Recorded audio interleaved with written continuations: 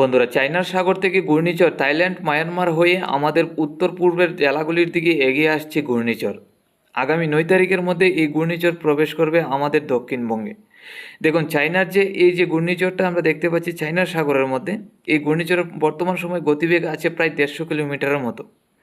এই ঘূর্ণিঝড়টা আগামী দিনে আস্তে আস্তে অগ্রসর হবে থাইল্যান্ড এবং মায়ানমার, তারপর আমাদের উত্তর পূর্বের জেলাগুলির দিকে। আমাদের বঙ্গোপসাগরে যে ঘূর্ণাবর্তটা তৈরি হচ্ছে, এই ঘূর্ণাবর্তটাও আগামী দিনে চায়নার ঘূর্ণিঝড়ের সাথে একসাথে জড়িত হবে। তারপর এই ঘূর্ণাবর্তের গতিবেগ আরও বাড়বে। আগামী 5 তারিখের মধ্যে গেলে আমরা দেখতে পাচ্ছি এই ঘূর্ণিঝড়টা চায়নার সাগর থেকে থাইল্যান্ড এবং মায়ানমারের দিকে এগিয়ে আসার সম্ভাবনা।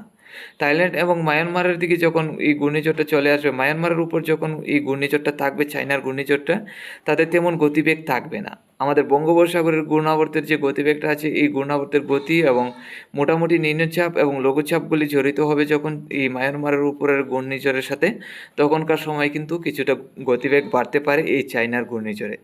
দেখুন, আগামী 8 তারিখের মধ্যে মায়ানমারের উপর আমরা চায়নার সাগরের ঘূর্ণিঝড় দেখতে পাচ্ছি। 9 তারিখের মধ্যে গেলে সকাল থেকে মায়ানমারের উপরে থাকবে ঘূর্ণিঝড়টা চায়নার। আর এই ঘূর্ণিঝড়ের নিম্নচাপ এবং গতিবেগ আমাদের বঙ্গোপসাগরের ঘূর্ণিঝড়ের সাথে, ঘূর্ণাবর্তের সাথে একসাথে জড়িত হবে। 9 তারিখের মধ্যে এই ঘূর্ণাবর্তটা চলে আসবে মণিপুর এবং আসামের দিকে। তাতে মণিপুরের উপরে এই চায়নার ঘূর্ণিঝড়টা থাকবে। তাতে আমরা দেখতে পাচ্ছি 9 তারিখ রাত্রির থেকে আসামের শিলচর, করিমগঞ্জ, হাইলাকান্দি জেলাগুলির মধ্যে প্রায় 80 থেকে 90 কিলোমিটার গতিবেগে দমকা ঝোড়ো হওয়ার সাথে বজ্রবিদ্যুৎ সহ ঝড় বৃষ্টি থাকবে। তারপর 9 তারিখ থেকে 10 তারিখের মধ্যে এই ঘূর্ণিঝড়টা চলে আসবে বাংলাদেশের সিলেট, ময়মনসিংহের দিকে। তারপর আস্তে আস্তে রংপুর হয়ে পশ্চিমবঙ্গ এবং আমাদের মধ্য ভারতের দিকে চলে যাবে 10 তারিখ থেকে 11 তারিখের মধ্যে। আগামী 10 তারিখ সকালের মধ্যে দেখতে পাচ্ছি ঘূর্ণিঝড়টা থাকবে বাংলাদেশের সিলেট, ময়মনসিংহ এবং রংপুরের দিকে।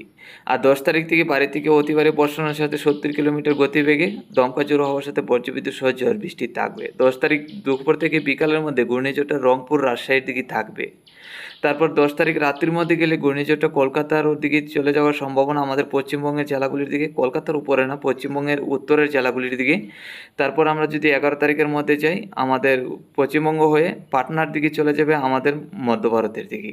তো আমরা যেটা দেখতে পাচ্ছি আগামী দিনে চায়নার এই ঘূর্ণিঝড়ের কারণে 9 তারিখ সকাল থেকে বাংলাদেশের উত্তরের জেলাগুলি এবং আসামের শিলচর, করিমগঞ্জ, হাইলাকান্দি জেলা, আমাদের ত্রিপুরা, মণিপুরের দিকে ভারী থেকে অতি ভারী বর্ষণের সাথে বজ্রবিদ্যুৎ সহ প্রায় 70 থেকে 80 কিলোমিটার গতিবেগে দমকা ঝোড়ো হওয়ার সাথে ঝড় বৃষ্টি থাকবে। তো আগামী 9 তারিখ থেকে ভারী থেকে অতি ভারী বৃষ্টি আসছে চায়নার সাগরের ঘূর্ণিঝড়ের কারণে।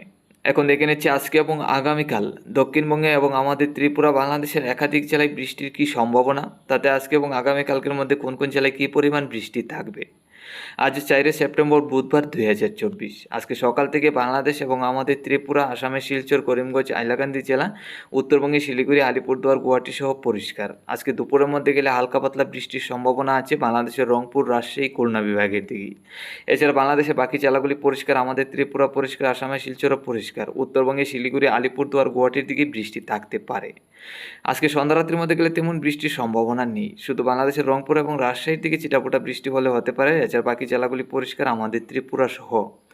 আজকে মধ্যরাত্রির মধ্যে গেলে হালকা থেকে মাঝারি বর্ষণ বাংলাদেশের সিলেট, ময়মনসিংহ, ঢাকা, কুমিল্লা, আমাদের ত্রিপুরা, চট্টগ্রাম, আসামের শিলচর, করিমগঞ্জ, হাইলাকান্দি জেলায়।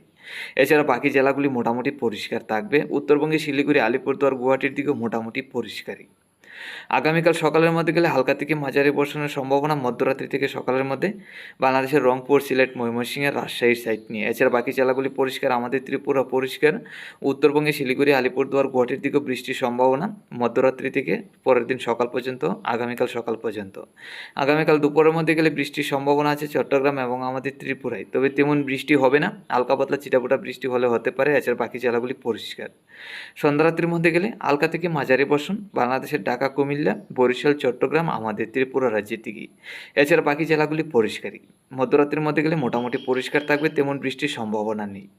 তারপর আগামী 6 তারিখ থেকে প্রত্যেক দিন রাত্রিবেলায় হালকা থেকে মাঝারি বর্ষণ হবে। আর 9 তারিখ রাত্রি থেকে ভারী থেকে অতি ভারী বর্ষণের পূর্বাভাস আছে আমাদের ত্রিপুরা, আসামের শিলচর, করিমগঞ্জ, হাইলাকান্দি জেলা।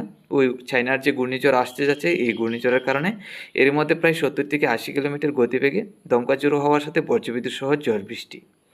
আর আগামী 5 তারিখের পর থেকে আগামী 8 তারিখ পর্যন্ত রাত্রির দিকে হালকা থেকে মাঝারি বর্ষণ বাংলাদেশ, ত্রিপুরায়।